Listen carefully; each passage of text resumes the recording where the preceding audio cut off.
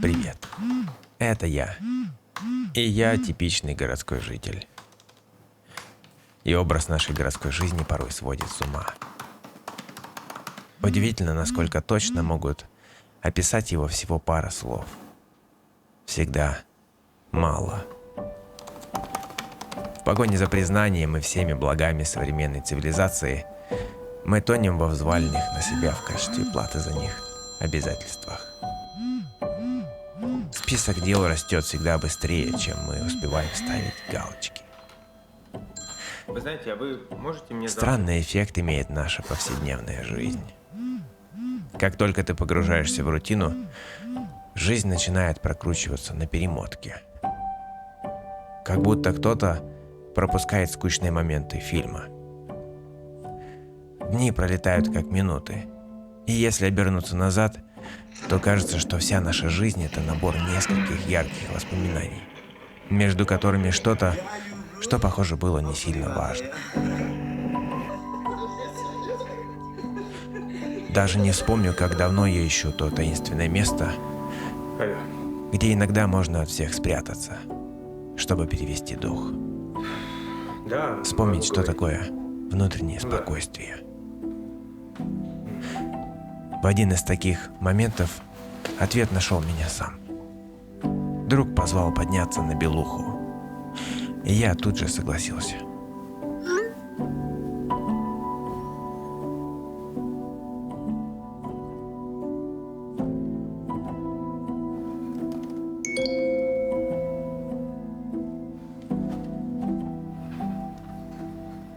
Почему в детстве до всех важных моментов ты считал каждую минуту? я не смогу завтра.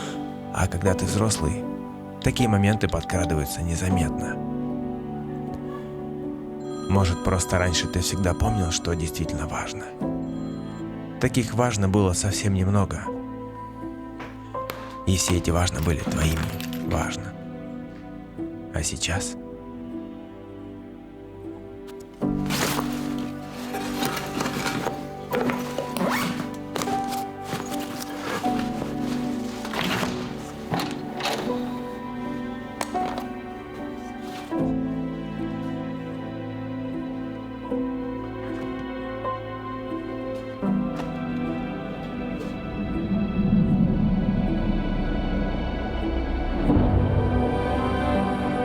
После того, как ты наконец вырвался из городской суеты, замечаешь, как время как будто остановилось.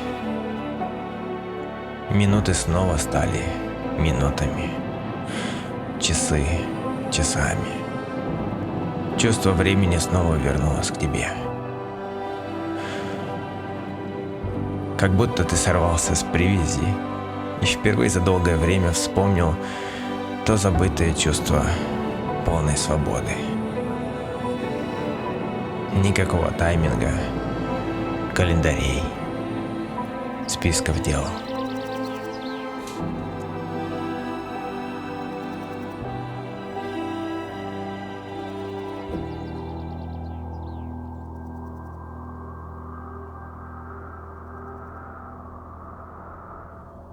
К своему удивлению, ты как будто заново открываешь для себя удовольствие замечать то, что происходит вокруг. Ты снова видишь людей, животных. Ты видишь жизнь, которая все это время текла своим чередом. Она никуда не девалась. Просто тебя в ней не было. Только посмотри на эту красоту. На нее не нужно копить деньги.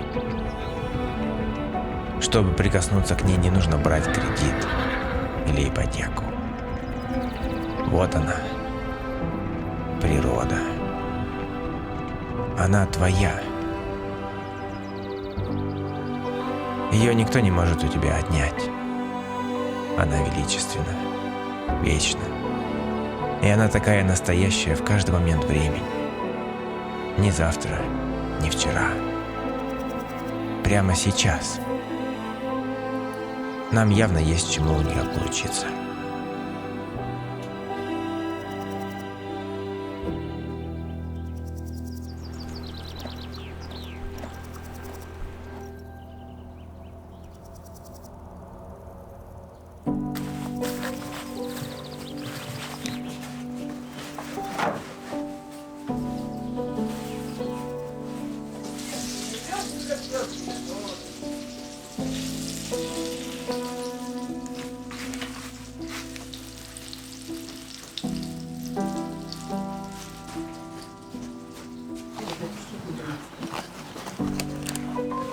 Самим. Сдача 70 тебе еще. Как тебя зовут, чтобы... Саша. А? Саша. Все хорошо, ага. Со сметаной берите.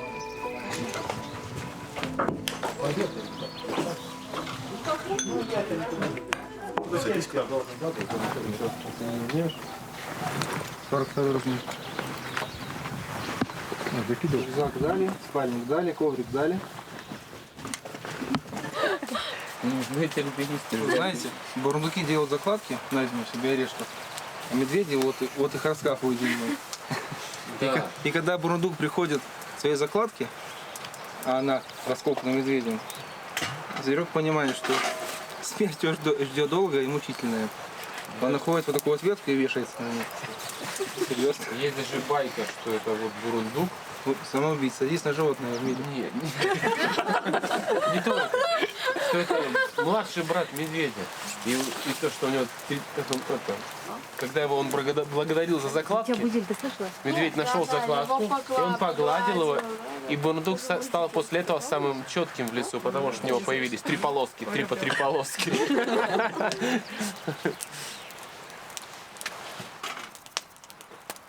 Чё-чё. Я Евгений, ваш гид на спуск. Так, потому что в альпинизме главное залезть и спуститься. В принципе, и все. Я практически местный, я здесь недалеко живу, через 300 километров по прямой. Вот.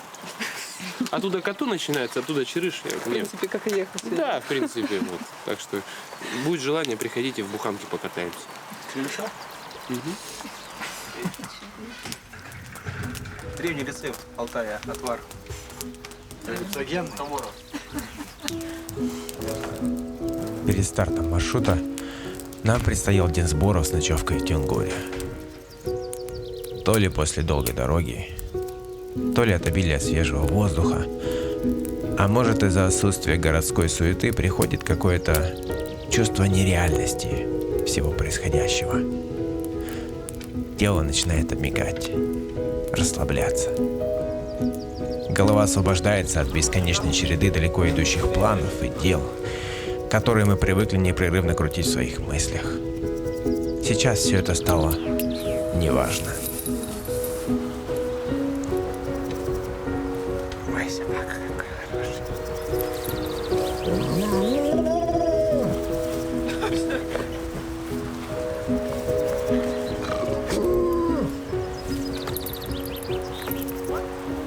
Ранним утром нам предстояла погрузка в кузов ГАЗ-66 и дорога до так называемых Трех Берез, точки старта нашего пешего маршрута. 25 километров лесной тропы до Акемского озера по глинистой чаче.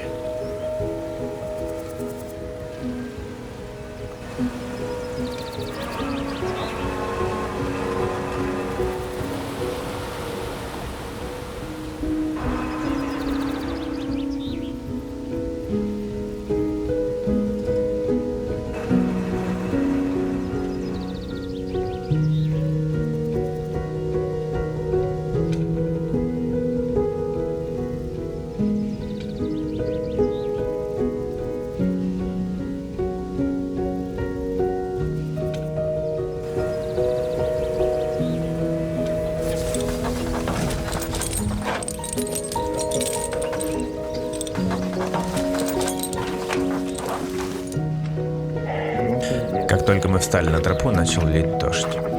Судя по всему, поливал он здесь обильно не один день, и уже через час стало понятно, что сегодня дождь уже не закончится, и что пытаться перешагивать грязь совершенно бесполезно.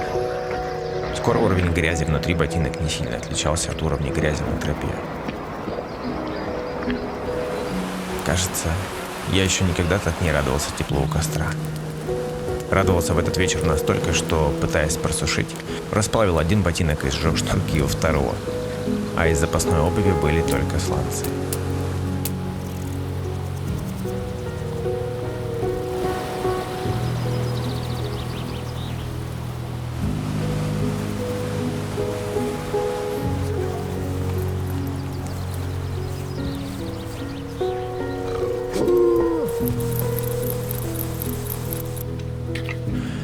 К большой удаче с утра распогодилось. Испытание дождем было пройдено, и впереди оставалось 10 километров дороги до Акемского озера. По мере продвижения по тропе вдали начали виднеться снежные хребты. Все самое интересное еще впереди. Есть только ты и тропа, и те манящие горизонты вдали. С новым днем лес открылся нам всей красотой своих красок, шумящих рек, деревянных мостов и переправ.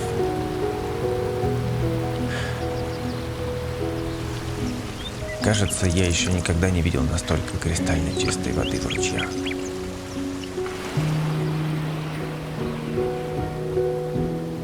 Из-за сырости и дождя рюкзак серьезно потяжелел, и общий вес груза на спине сильно переваливал за 30 килограмм. И больше всего хотелось поскорее добраться до стоянки и разложиться, чтобы посушить вещи.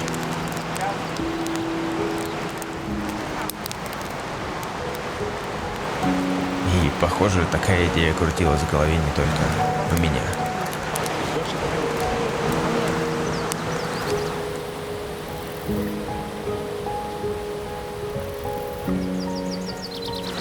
Кто забирал? Это темп высотный, это темп восхождения.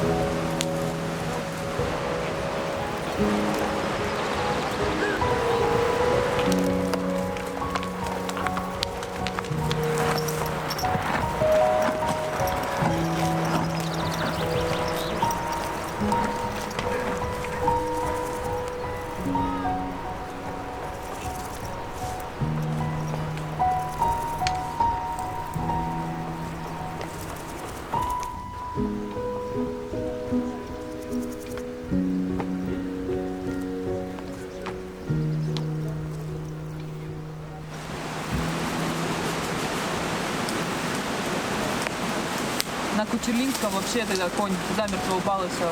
Ну, подумали, что это змея укусила. Жалко было. Мы шли с собакой, мы тоже змею увидели, коричневую. Сегодня? Нет, вот в мультиках лишь. Она таким цветом, не черная. Не знаю, что это такое. Вообще первый раз. Коричневая. Полос может. Маленькая? Маленькая такая. Тебе сколько от листа надо? Литр? Ну, Больше? Вот это потом садить.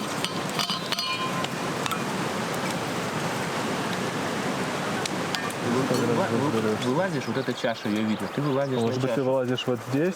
Нет, ты Вот вылазишь. здесь? Вылазишь. Нет, здесь не вылезешь. Здесь как-то тоже? Что мы... Никого не Да, вот он, раздельный гребень. Раздельный гребень. Вдоль него вот это вот ледник лопата. Это что? Получается, вот этой перемычки просто нет. А вот этого ледника вообще нет сейчас. Вот этого получается. Этот есть, этот называется ледник лопата. Он крутой, и он сейчас не соединяется с этим. То есть здесь наверху площадка. Я помню, что площадка перед вершиной. То есть там мы поднялись, отсюда все летит с короны, то здесь вот здесь сбросы, здесь километровый сброс, здесь у нее километровый сброс, здесь у нее километровый сброс, везде сбросы.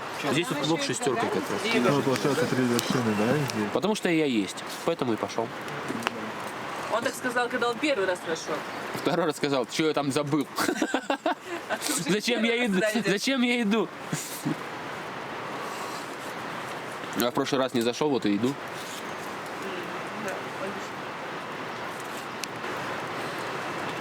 Познать дзен грязи все-таки до конца.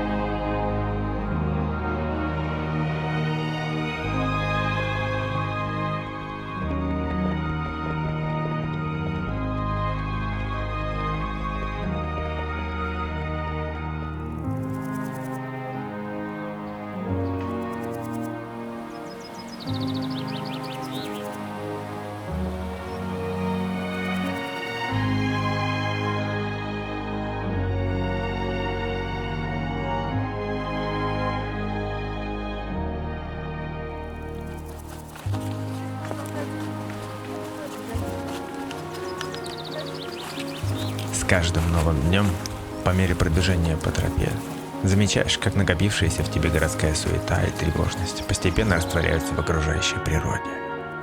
Как будто внутренний ты подсел поближе к экрану и накрутил громкости, потому что то, что показывают тебе твои глаза, стало наконец-то интереснее крутящихся в твоей голове мыслей.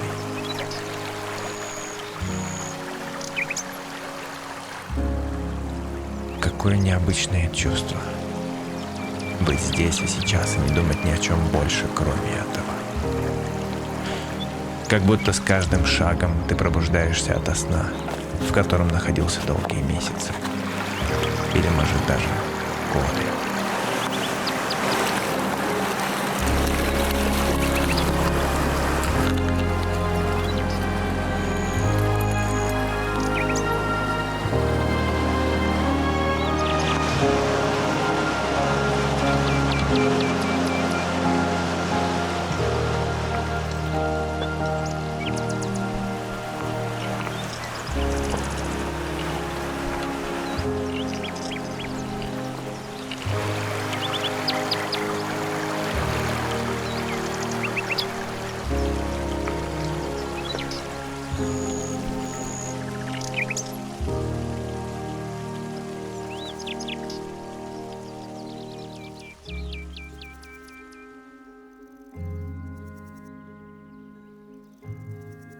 По мере прохождения маршрута до томских стоянок, зеленые луга начинают сменяться суровыми горными пейзажами. Растительности за каждым холмом становится все меньше, и после очередного рубежа зеленые краски сходят на нет. И открывается величественный Акемский ледник.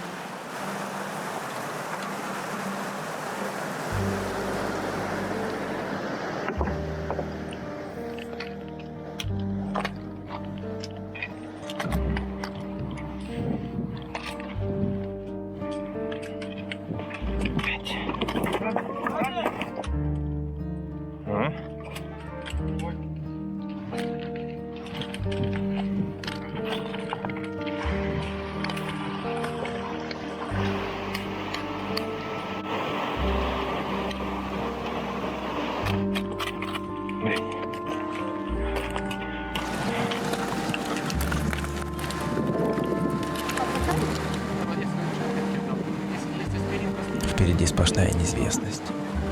Она и пугает, и манит одновременно. Проглядывающие вдали внизу зеленые луга зовут вернуться. Бросить эту затею. Но ноги продолжают идти вверх. В неизвестность. Собаки уработались. Монька. Многие считают, что переход до томских стоянок самый сложный участок маршрута. Так не кажется до тех пор, пока не откроется сам ледник, и ты своими глазами не увидишь масштабы этого места.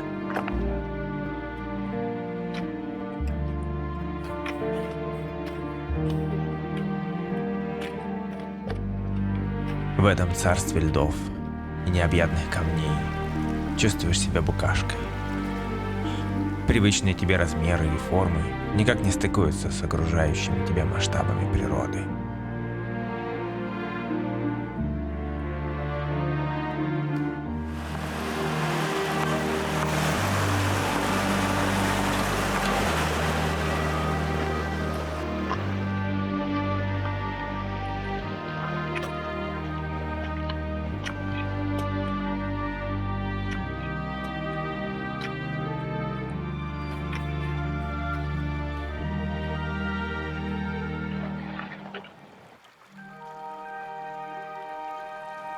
Я никогда раньше не видел такого светящегося льда. Это невероятно. Весь лед под твоими ногами сияет бирюзовыми красками. Как будто внутри ледника спряталось еще одно солнце.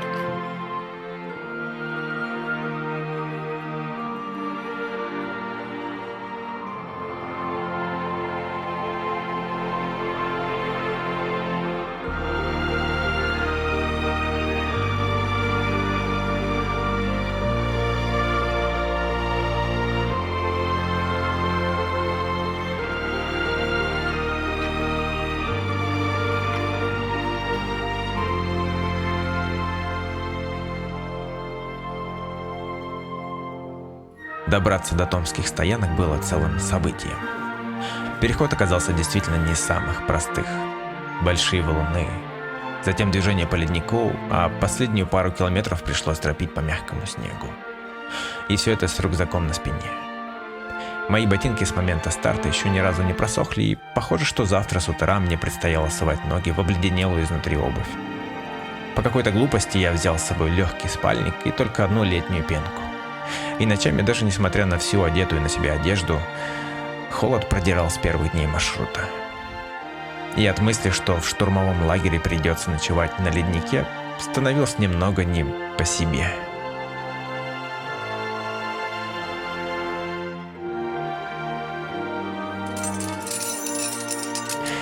После отдыха команда готовилась к отбою и раннему переходу в штурмовой лагерь. Оставалось надеяться, что погода снова не подведет, и нам удастся продвинуться вперед по маршруту.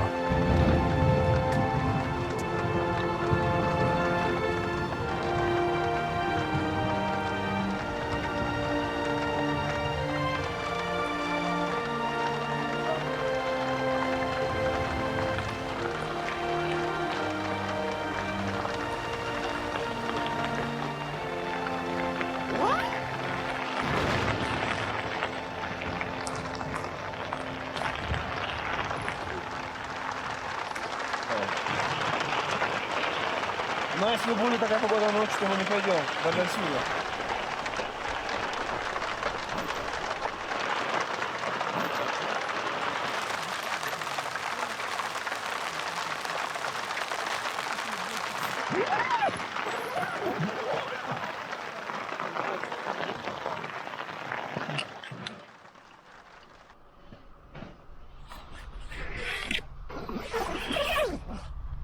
Влажность.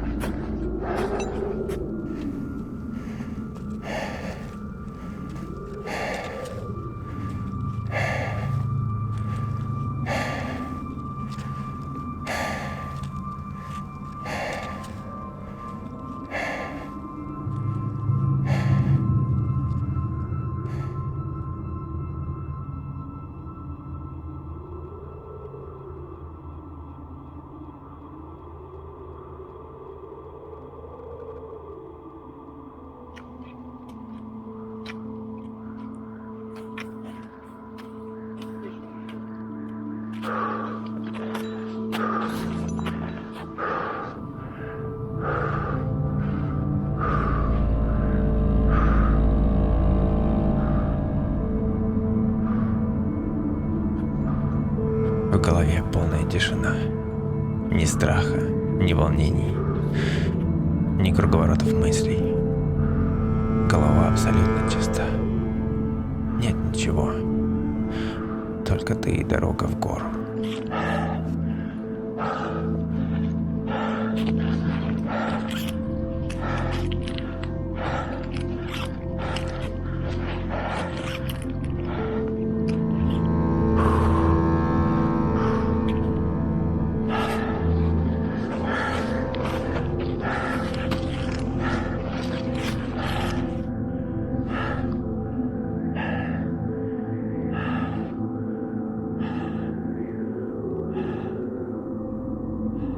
В день перехода в штурмовой лагерь нам предстояло пересечение перевала Делане. Это около 300 метров подъема по перилам. Это не очень просто двигаться с тяжелым рюкзаком по стене с уклоном в 45 градусов. Уже сказывается и высота. 3400 верхней точки.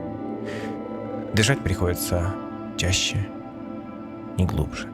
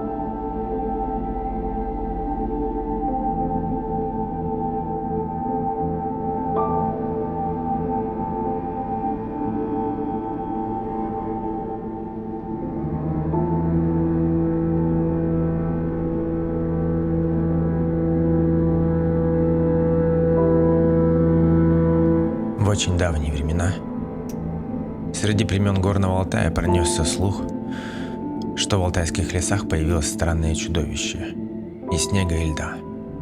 Снежный человек, которого почему-то назвали Белое Ухо.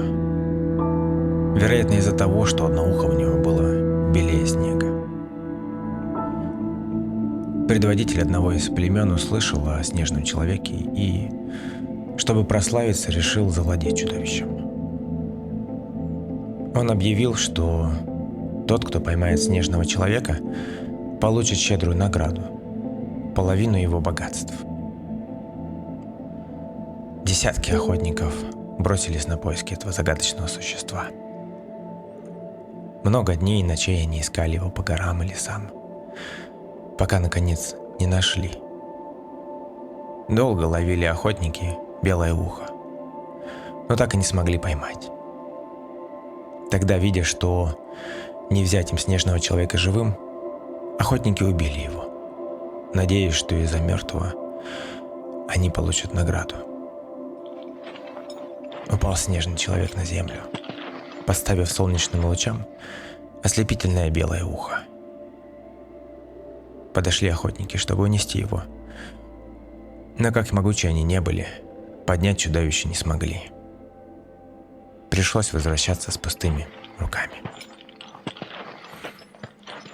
В том месте, где упал Белое Ухо, выросла высокая гора.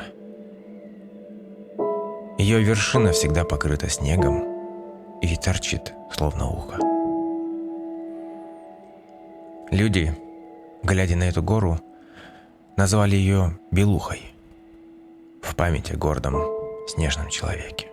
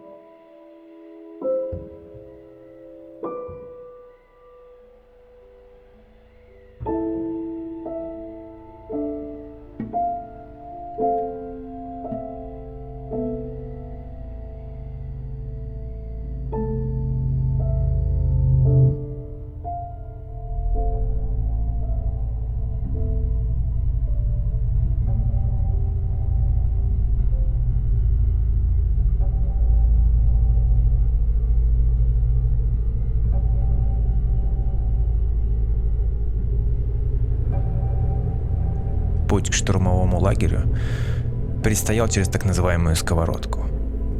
Двигаться пришлось уже днем, и со всех сторон по склонам то и дело сходили лавины, гремели камнепады. Перемещаться после перевала Делане можно только в связках. 5 метров веревки между участниками и постоянное натяжение.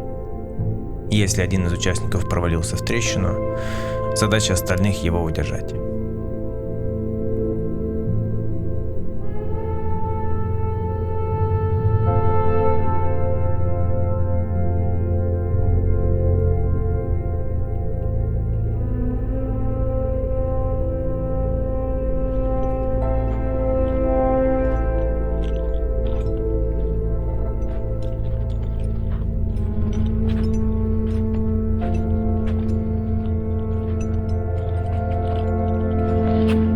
Переход в штурмовой лагерь нелегок. Движение по проваливающемуся снегу подизмотало, и на втором подъеме с выходом на место стоянки некоторым ребятам начало хотеться обратно. Но, как вы поняли, нельзя просто взять и отпустить человека вниз по тропе. Если член команды сходит с дистанции, сходит вся связка. И эта мысль начала тревожить.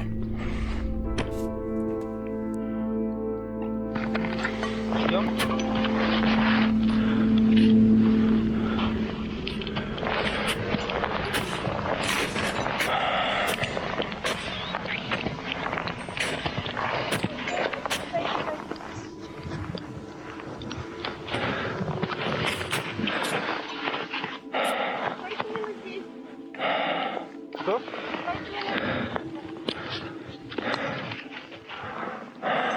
Давай.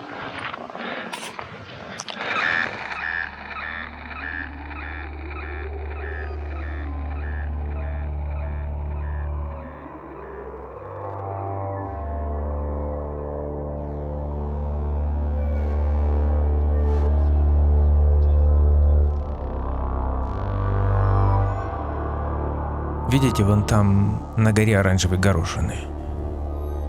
Это наш штурмовой лагерь. В конечном счете наша связка тоже добралась до него. Если присмотреться, к нему снизу ведет тропинка.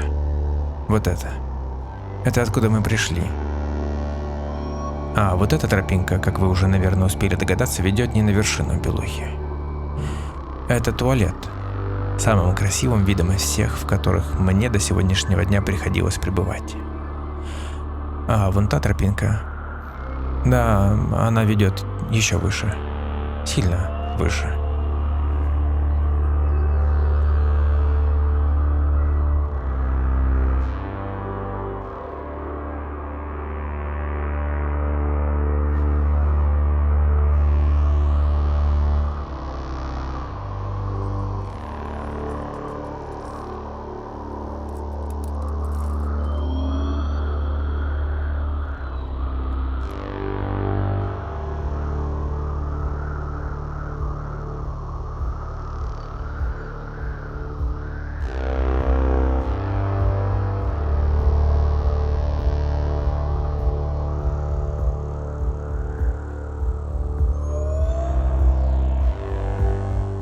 Чтобы попасть на вершину, нам предстояло встать в полночь, собрать рюкзак, перекусить, чтобы хватило энергии дойти до верху, и обязательно, подчеркиваю, сходить в туалет. Причина там очень проста. Связку во время маршрута нельзя расцеплять ни при каких обстоятельствах. А это значит, что и поход по-большому придется делать всей семьей. А еще связки часто идут друг за другом. Такие вот правила.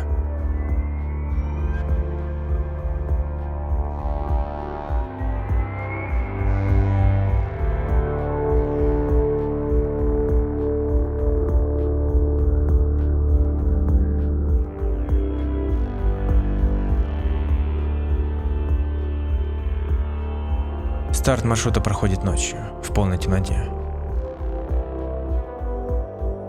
На пути нас ждали несколько некислых трещин. Далее очень лавиноопасный участок склона. Подъем по перилам. Далее снова трещины. Много трещин. И еще один участок с подъемом по веревкам. И, наконец, если повезет, вершина. Главное, чтобы тропы не замело снегом и не завалило обеденными лавинами.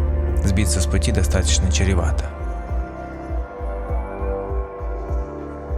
Объяснение раннему штурму достаточно простое. В ночное время склон подмораживает, и вероятность схода лавин несколько меньше, чем во время дневного подъема температуры. В идеале в 9-10 утра уже смотаться с лавиноопасных участков склона и не испытывать судьбу.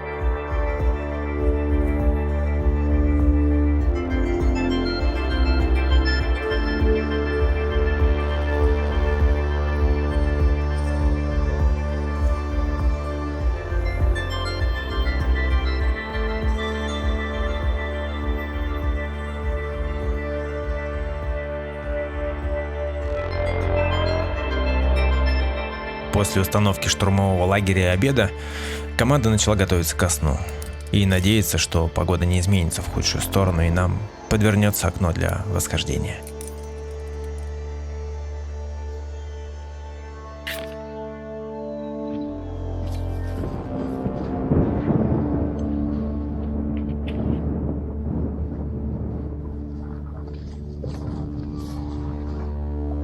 Погода ночью была неоднозначная. Вокруг горы, как фейерверки, вспыхивали зорницы. Но все-таки мы решили попробовать зайти на вершину.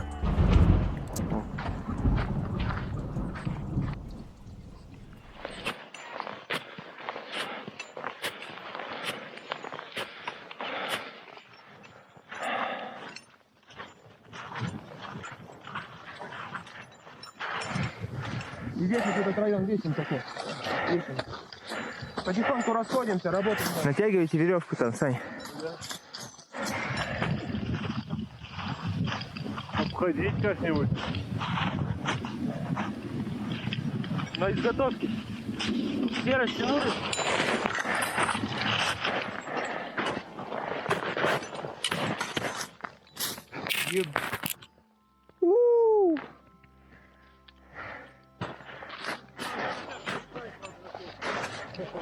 В дырку, ага.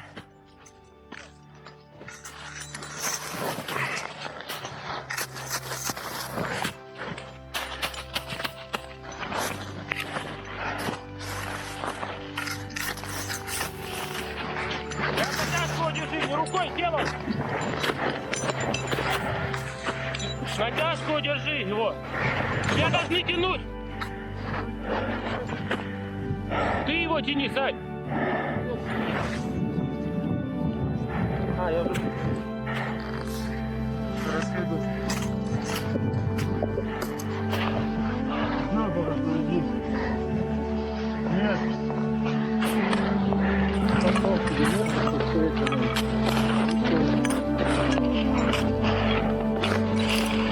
Держи! Вытащил бур веревки, я уебался. Все хорошо, вешай перила. Вместе со мной. Сука прошел, блядь! О, смотри, как небо движется.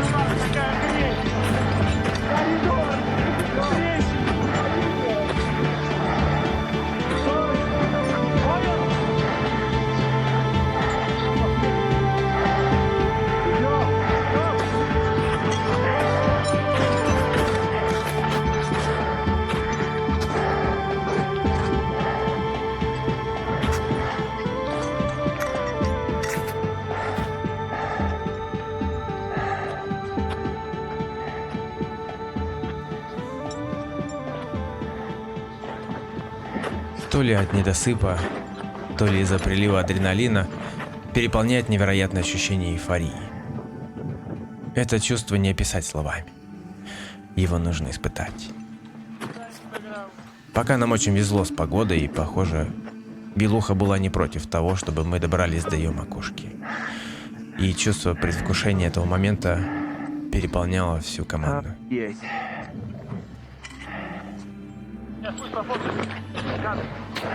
Охереть. Даю вам возможность, товарищи репортеры, пофотать. Охереть. Давай, конечно, товарищ, спустим другую.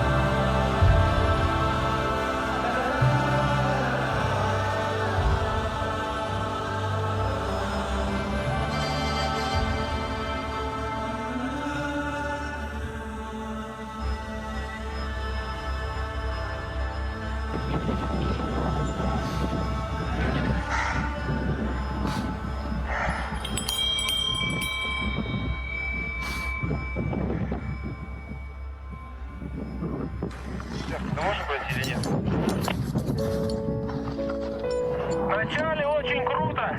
Со второй веревки можно, но начало капец какой крутой. Не пройдут ребята.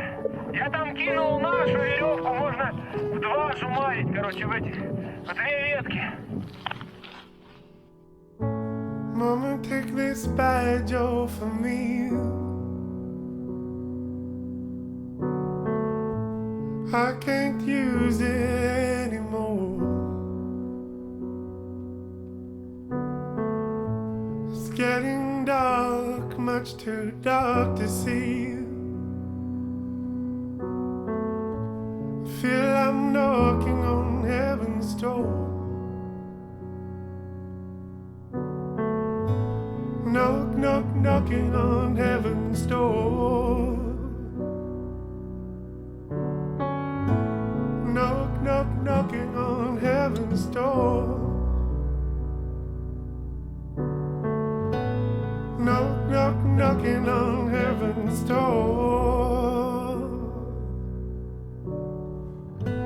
Knock, knock, knocking on heaven's door.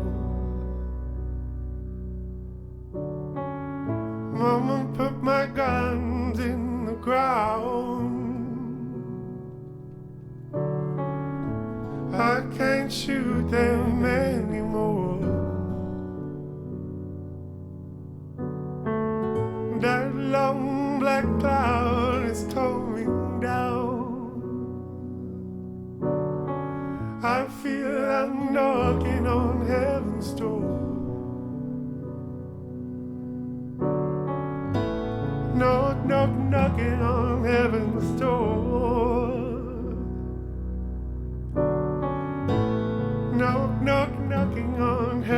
heaven's door. Knock, knock, knocking on heaven's door. Knock, knock, knocking on heaven's door. Mama, wipe this blood from my face. I'm sick and tired of the war. Don't know if it's night or if it's the sun rising high. Полюбил? По-моему, гора сейчас на тебя полюбит. А мне так понравилось, я через неделю опять сюда приду. Так классно здесь.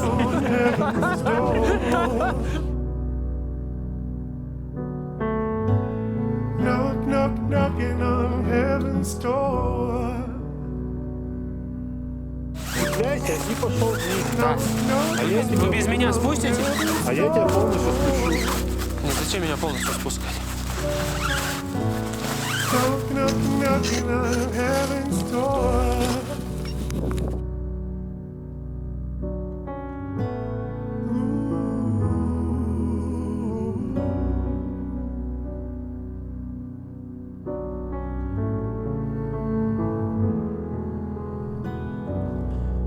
Еще несколько часов назад мы были на пике самой высокой точки Алтайских гор.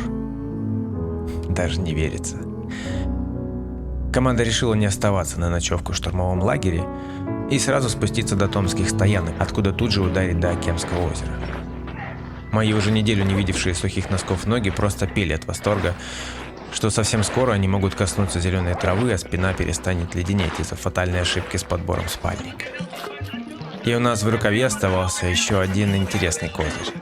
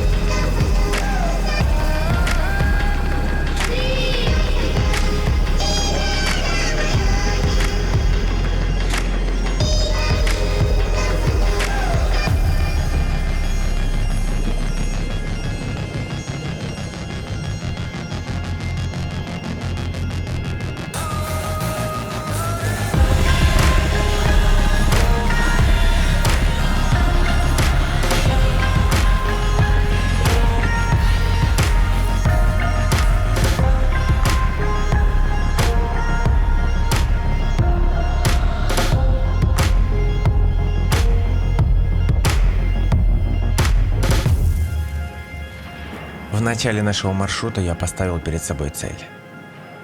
Хотя теперь я понимаю, что это не цель. Скажем, я загадал желание. Обрести внутреннее спокойствие и гармонию к тому моменту, как доберусь до вершины. Это желание сбылось с лихвой. Для меня пройденный путь не просто физическое испытание. Это и не повод кому-то что-то доказать. Ни себе, ни уж тем более окружающим.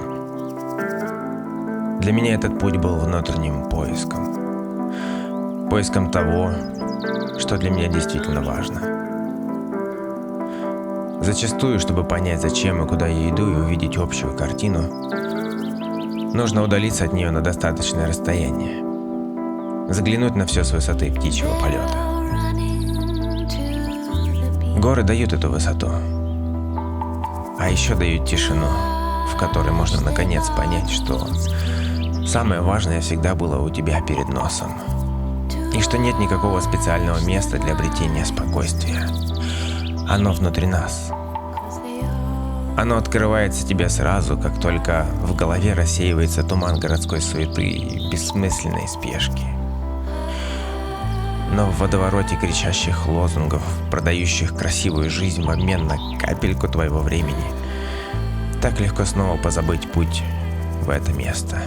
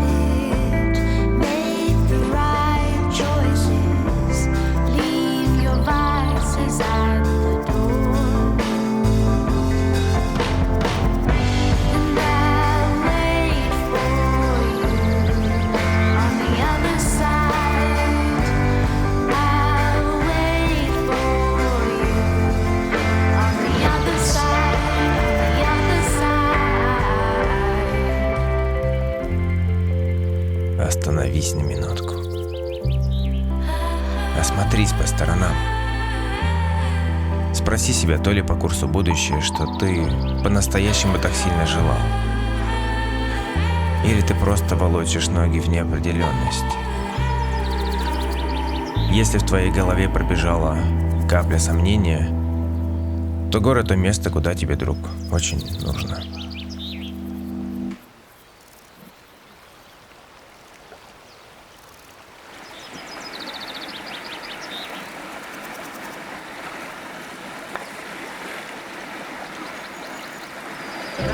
Изменил ли что-то в моей жизни опыт восхождения на Белуху? Безусловно. Я отчасти завидую тем, у кого этот опыт еще впереди. И хочется, чтобы в вашем путешествии все срослось так же, как срослось в моем. Судя по музыке, время моего рассказа подходит к концу, и значит, надо как-то заворачивать эту историю. Я уверен, что она не последняя, и впереди много открытий и впечатлений, которыми я обязательно буду с вами делиться. И если вы слышите эти слова, то, по всей видимости, вам хватило терпения, чтобы досмотреть мою историю до конца. За что вам отдельный респект. И, видимо, до новых встреч.